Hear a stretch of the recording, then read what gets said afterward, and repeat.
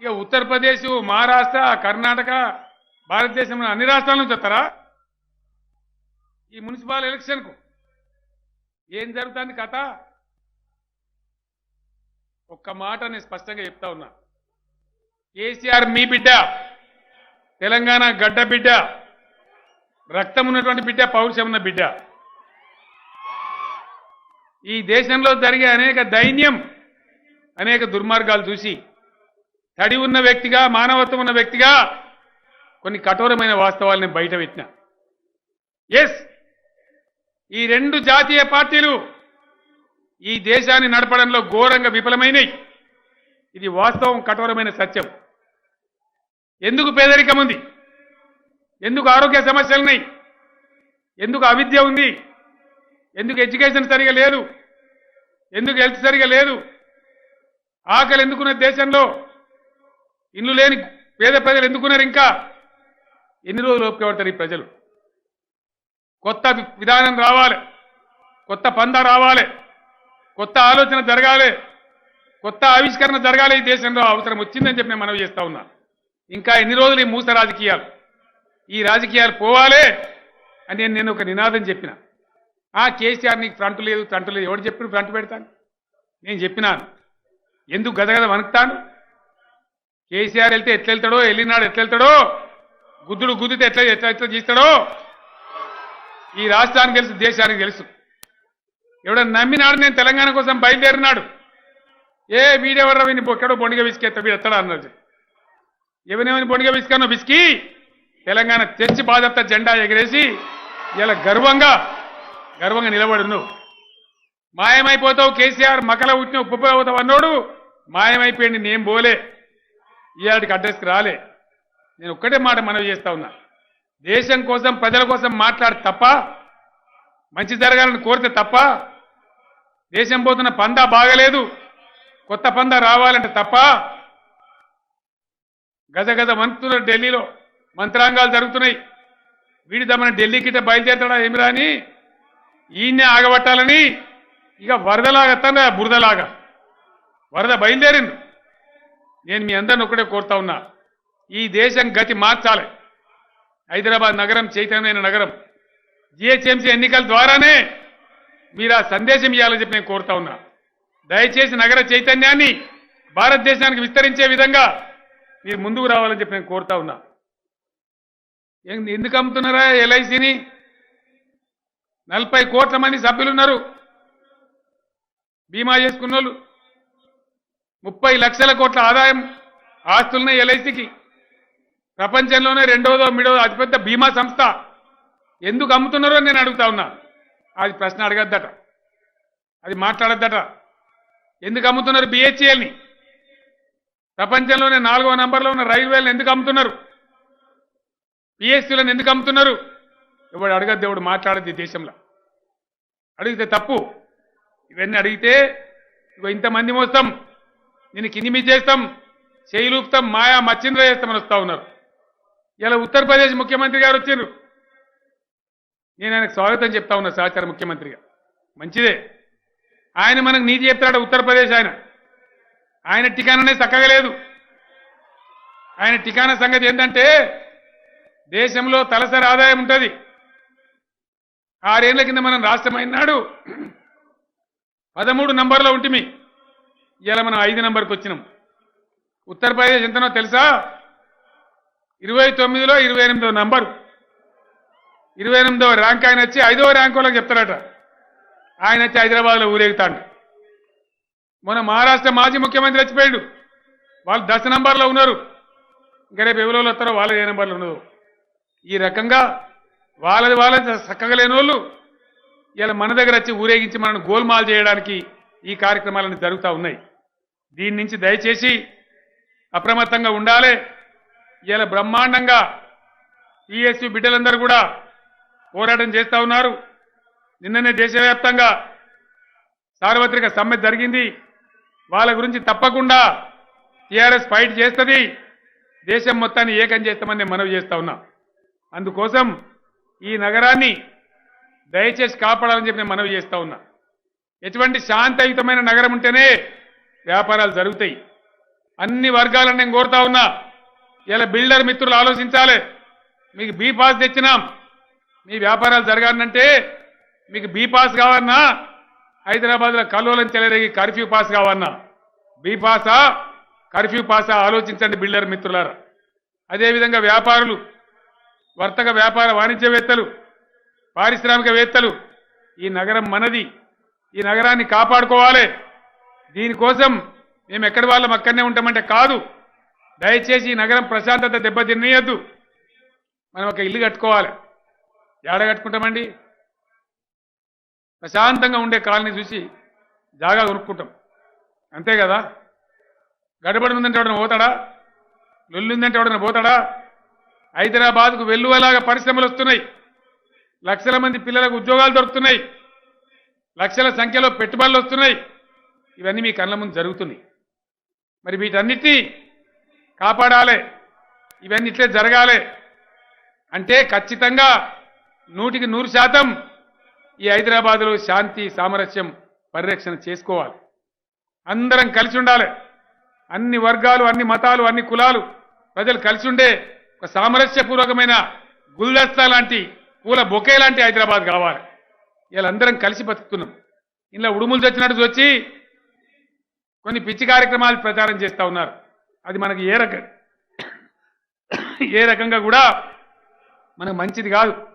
పక్క రాష్ట్రం వాడు ఎవడో వచ్చి ఏదో 4 ముచ్చట్లు చెప్పి తీయగ పుల్లగా మాట్లాడిపోతాడు. వాడిని నెత్తా కత్తా, వానికి ఏమైనా జిమ్మదారున్నదా? మళ్ళీ రేపు ఎవరుంటారు? ఎన్నికలు అయిపోతే ఎవరుంటారు? ఇదే తలసాని శ్రీనివాస్ యాదవ్, ఇదే మహమూద్ అలీ, ఇదే కేటీఆర్, ఇదే పద్మరావు, ఇదే కేశవరావు, ఇంకోటి వస్తాడు ఆకాశంకి వెళ్ళి. ఇవాళ వచ్చినోడు రేపు వస్తాడా? మన తలపనులు అడుగుతాడా?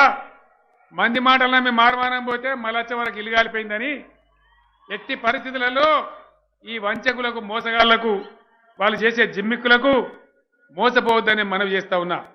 జిమ్మెదారునులాగా బిడ్డలంతా అక్కడ కూర్చోన్నారు, జిమ్మెదారున ఎమ్మెల్యేలు, ఎంపీలు, మంత్రులంతా ఇక్కడ కూర్చోన్నారు. వీళ్ళు మన కోసం చేయాలి. వీళ్ళే చేస్తా ఉన్నారు గత 6 ఏళ్ల నుంచి. రేపు కూడా వీళ్ళే చేయాలి. వీళ్ళతో పాటు ఉండి నేను కూడా చేయాలి. కానీ వేరే ఎవడో మహారాష్ట్రోడు, ఉత్తరప్రదేశోడు 4 ముచ్చట్లు చెప్పిపోతారు తప్ప వాళ్ళకి నెత్తి కాదు, కత్తి కాదు, వాళ్ళకి జిమ్మదారు లేదు. దాన్ని చూసి మోసపోయే కథ పడవలసిన అవసరం లేదని నేను మనవి చేస్తా ఉన్నా. हैदराबाद में जो हमारा भाई बंधु है, जो हिंदी प्रांत के लोग हैं, मैं आप तमाम लोगों को अपील करता हूं, हैदराबाद एक अमन पसंद शहर है, शांतिपूर्वक शहर है. इस शहर में आप सब लोग कई अरसा से, बड़ी लंबा अरसा से आपके जीवन बिता रहे हैं. आप खुद गवाह है. जब हमारे बिहार के भाई, उत्तर प्रदेश के भाई, झारखंड के भाई, वेस्ट बंगाल के भाई, कई अन्य राज्यों के कारीगर हमारे पास काम कर रहे थे. जब कोरोना का दौर आया, केंद्र सरकार आपके खून चूस रहा था, रेल टिकट आपसे मांग रहा था, हमने कदम उठाया. 200 ट्रेन हमारे सरकार की तरफ से खर्च करके, आपको खाने का इंतजाम करके, हमारे राज्य के लोगों के साथ आपको भी राशन देके, पैसा देके, आपको पेट में रख के हमने पाल लिए. और आपके गांव तक, आपके राज्य तक पहुंचे तक आपको खाना बंदोबस्त करके फ्री ट्रेन में हमने 200 ऐसे ट्रेन में बंगाल को, उत्तर प्रदेश को, जहां से योगी आदित्यनाथ आया, उस राज्य में भी हमने भिजा दिया. ये आप जानते हैं. हैदराबाद में शांतिपूर्वक वातावरण है. इसको बनाए रखना, इसको बरकरार रखना हम सभी का फर्ज है. यहां कारोबार चलना, यहां जमीन की कीमत बढ़ना, प्रॉपर्टी का कीमत बढ़ना, हम सब लोग फायदा उठाना, हम सब लोग सुकून से रहना, बोले तो शांति बनाए रखना चाहिए. चिल्लर पल्लर बातों में जाके हम फंस गए तो यहां सारा चीज खराब हो जाएगा, मामला बिगड़ जाएगा. शांति में ही बिजनेस चलता है. एक बार अशांति आ गया तो बिजनेस ठप हो जाएगा, रियल एस्टेट गिर जाएगा, प्रॉपर्टी का वैल्यू चले जाएगा. इसीलिए मैं आपको विनम्र पूर्वक विज्ञापन करता हूं, हैदराबाद को बचा लीजिए, इसमें आप भी बचे रहिए. हम सभी मिलकर इसको एक अच्छा जबरदस्त शहर बनाएंगे, इसमें हमारा जिंदगी बनाएंगे. हैदराबाद इंटेलेक्चुअल సోదరులకు, I earnestly appeal to all the intellectual community of Hyderabad. Please, this is the time to save Hyderabad, to build Hyderabad, to present Hyderabad to the whole world as we have been doing it. It's a great place. It's a historical place. Now it is for the time some divisive forces are trying to enter Hyderabad and create havoc in the city of Hyderabad. Are we going to allow it? Are we going to lose our peace? What about the future of our children? Please think. We may not be there, but our children will be there. People will be there. Hyderabad will be a reality. Future is a reality. It is the time I appeal to all the intellectual community of Hyderabad. Please rise. Please educate. Please come. Stand in the queue and vote the progressive parties. Support the progressive parties. It is to save Hyderabad. It is to save our history. It is to save the peace of Hyderabad. So please come forward. I also appeal to all the professionals of Hyderabad, all the professionals, particularly the IT, the industry, every one professional, the engineers, the lawyers, the doctors, everyone. Do we want the same Hyderabad to continue? Do we want a peaceful Hyderabad? Do we want the law and order to be maintained? What people are talking outside, you are watching. They are openly talking, shamelessly talking. What is their proposal? Their divisive proposal is a very dangerous proposal, which is not at all desirable for the city of Hyderabad. The city of Hyderabad is a truthfully cosmopolitan city. It has been a cosmopolitan city for centuries together. We have been living here. My dear brothers and sisters of Hyderabad, the intellectuals of Hyderabad, the professionals of Hyderabad, as Chief Minister of Telangana, as the achiever of Telangana, as the maker of Telangana, I am appealing very earnestly. Please come forward. Please support TRS, which is Progressive Thinking Party, which is for the welfare of the people, which is for the maintenance of peace and law and order in the city. Please come forward. Please come and vote. Educate your area and save Hyderabad from these divisive forces. It is our duty of all the responsible citizens of Hyderabad to rise to the occasion and save Hyderabad. నేను అందరికీ మరి ఒకసారి మనవి చేస్తా ఉన్నా. తెలంగాణ సాధించిన వ్యక్తిగా, తెలంగాణ కుటుంబ పెద్దగా, తెలంగాణ ముఖ్యమంత్రిగా నగర ప్రజానీకానికి నాది వినయపూర్వక విజ్ఞప్తి. పిచ్చి ఆవేశానికి పోయి రెచ్చగొట్టే వ్యాఖ్యలకు, రెచ్చగొట్టే పిచ్చి ప్రలాపనలకు ఆకర్షితులై ఆగం చేసుకుంటే హైదరాబాద్ ఆగమవుతుంది. మొత్తం భూముల విలువలు పోతాయి, ఆస్తుల విలువలు పోతాయి, వ్యాపారాలు బంద్ అవుతాయి, పిల్లలకు ఉపాధి అవకాశాలు పోతాయి. కాబట్టి దయచేసి అటువంటి పరిస్థితి రానియవద్దు. హైదరాబాద్కి అది ఏమాత్రం కూడా క్షేమకరం కాదు. మన పిల్లల భవిష్యత్తు, మన నగర భవిష్యత్తు, ఒక ఉజ్వలమైనటువంటి నగరాన్ని ఉజ్వలంగా తీసుకొని ముందుకు పోవాలి. గొప్పగా పోతున్న ఈ రాష్ట్రానికి ఇంకా గొప్పదనాన్ని ఆపాదించుకోవాలి. అందరం చిరునవ్వుతోని, సంతోషంతోని కలకలలాడే హైదరాబాద్ను అందరం కలిసి కాపాడుకుందాం.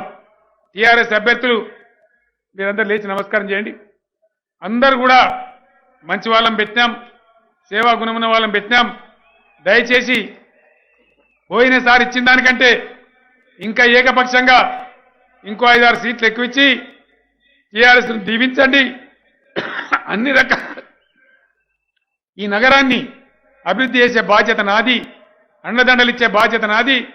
ప్రభుత్వం నుంచి ఇతోధికంగా సేవ అందింపజేసి కేంద్ర ప్రభుత్వం మెడలు వంచి డబ్బులు కూడా తెచ్చి ఈ నగరాన్ని బాగు చేసేటువంటి పద్ధతి నేను తీసుకుంటున్న బాధ్యత నేను మనవి చేస్తా ఉన్నా. వెకిలి మాటలు, పిచ్చి మాటలు, సమాజాన్ని విభజించే మాటలకు మనం ఏమాత్రం లొంగిపోయినా చాలా దెబ్బతిని పోతాం. యువకులు ముఖ్యంగా భవిష్యత్తు మీది, హైదరాబాద్ మీది. కాబట్టి దయచేసి మీరు కాపాడుకోవాలని చెప్తా ఉన్నా. ఎవరు ఏ విధంగా మాట్లాడుతున్నారో మీరు గమనిస్తా ఉన్నారు. నన్ను కూడా రారా పోరా అని సంబోధిస్తా ఉన్నారు, తూలనాడుతా ఉన్నారు. నేను టెంప్ట్ కావడం లేదు. నాకు చేతగాక కాదు.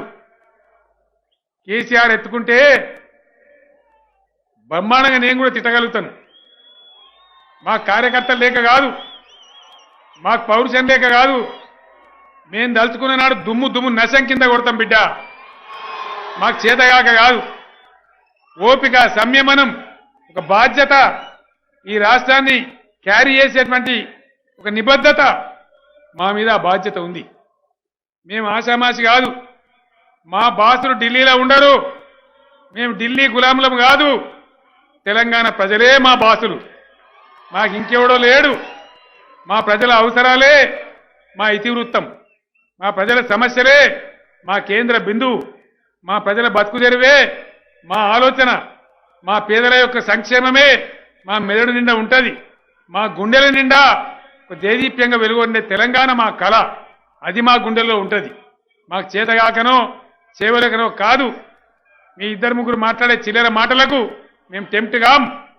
మేము అనుకుంటే ఏదైనా చేయగలం. 60 లక్షల మంది సైన్యం టీఆర్ఎస్ అడుగడుగున ఉన్నాం.